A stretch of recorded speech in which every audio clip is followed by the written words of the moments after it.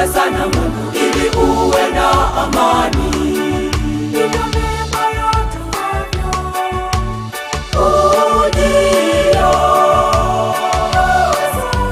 Mjue sana Mungu ili uwe na amani.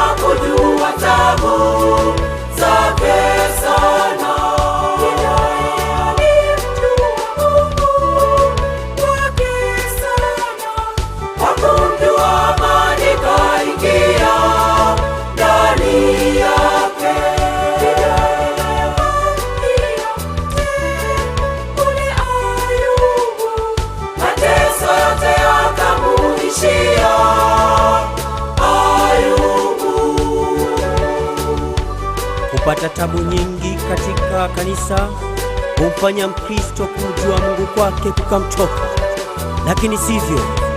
Wakati Mkristo anapoingia katika dhiki, huwa ndio wakati wa yeye kumjua Mungu zaidi.